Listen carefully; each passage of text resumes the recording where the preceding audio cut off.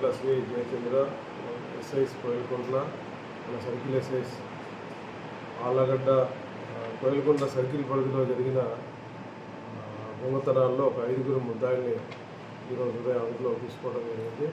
వాళ్ళు మొత్తం 8 నేరాలు, ఇళ్లలో దొంగతనాలు, తాళం వేసిన ఇళ్ళ తాళాలు పలకొట్టి వస్తువులు దొంగతనం చేయటం, బంగారు వస్తువులు, ప్లస్ కోయిలకుంటలో ఒక పోస్ట్ ఆఫీస్ కూడా లాక్ బ్రేక్ చేసి అందులో 2,88,975 రూపాయలు నగదు కూడా దొంగతనం చేయడం జరిగింది.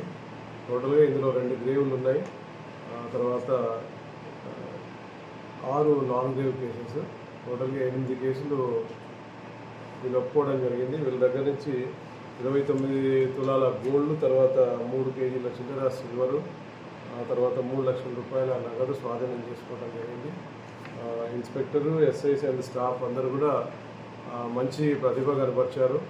ఇందులో కొన్ని 2 కేసులు పాత కేసులు ఉన్నాయి, అవి దొరకలేదని చెప్పి వాటిని క్లోజ్ చేయడం కూడా జరిగింది. ఆ కేసులు కూడా ఛేదించడం జరిగింది కాబట్టి చాలా ఎఫిషియెంట్ వర్క్ చేశారు.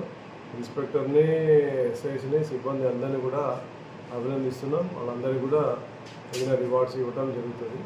సో ఇదే టెంపో క్రైమ్ జరగకుండా చూడాలి, జరిగినా కానీ ఇమీడియట్ డిటెక్ట్ చేసేలాగా ఉండాలా. సో ఎలక్షన్ టైం ఇన్ని వర్క్లు ఉన్నా కానీ ఆ క్రైమ్ మీద ఫోకస్ చేసి ఇమీడియట్గా వాళ్ళ టీమ్స్ అందరినీ పెట్టుకొని కేసులన్నీ కూడా డిటెక్ట్ చేశారు. మరోసారి వాళ్ళందరినీ కూడా అభినందిస్తున్నాం.